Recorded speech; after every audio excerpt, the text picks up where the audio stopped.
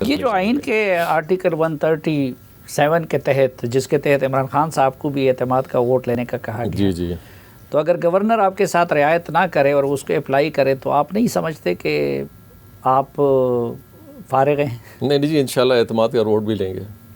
اچھا جی آپ اس پہ کانفیڈنٹ ہیں؟ جام صاحب، ایک جو بڑا اعتراض ہم اپوزیشن کے لوگوں سے تو سنتے آ رہے تھے، لیکن اب آپ کی حکومت کہ جی ہمارے منشور میں یہ تھا کہ فنڈز ایکولی ڈسٹریبیوٹ ہوگی، لیکن جام صاحب کہتے ہیں کہ صرف لسبیلا کی طرف ان کا رخ ہے، وہاں اربوں اور دوسری طرف باقیوں کے حلقوں میں کروڑوں بھی نہیں ہیں. یہ عدم مساوات کیوں؟ سلیم صاحب، وہ کہتے ہیں نا کہ جب تعلقات خراب ہو جائیں اور کوئی انسان اچھا نہ لگنے لگے تو پھر ہر بات انسان کہنے کے لیے شروع ہو جاتا ہے. بلوچستان کے میرے خیال تاریخ میں، اور اگر یہ بات پروو نہ ہوئی پھر میں ضرور استعفیٰ دوں گا. میں آپ کے چینل پہ کہہ رہا ہوں، آپ بلوچستان کا پورا تجزیہ لگا لیں. ہم نے 3 سیکٹرز میں کام شروع کیے: وفاقی حکومت سے کام، صوبائی پی ایس ڈی پی، اے ڈی پی، اور پھر ہم نے ہر حلقے کا ایک پلان بنایا کہ یہاں کتنا فنڈ دینا ہے. اور اس سلسلے میں جو بھی اسکیمات وفاق میں آئیں یہ ہم نے کی، یہ ساری پروپوزل ہماری ہیں. اور ان میں جہاں جہاں ہم نے دیکھا، محسوس کیا کہ بڑے پروجیکٹس ہوں، چھوٹے ہوں یا دوسرے ہوں، یہ ہر ضلع میں جانا چاہیے. میں آپ کو مثال قدوس بیزنجو صاحب کے حلقے کی دوں گا.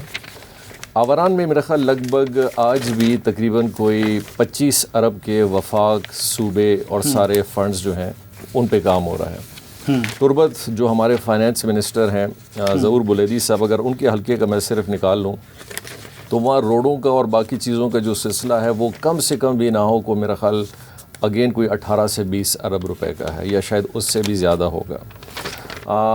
ہمارے اسی طرح کھیتران صاحب ہیں، حالیہ میں جب میں نے ان کو بجٹ صوبائی دیا اور وفاق میں بھی جو چیزیں ہم سے یہاں کور نہیں ہوئی، جو بڑے پیمانے پہ ڈیمز تھے، وہاں کی بھی نشاندہی کرا کے ہم نے وہاں چیزیں بھیجی ہیں.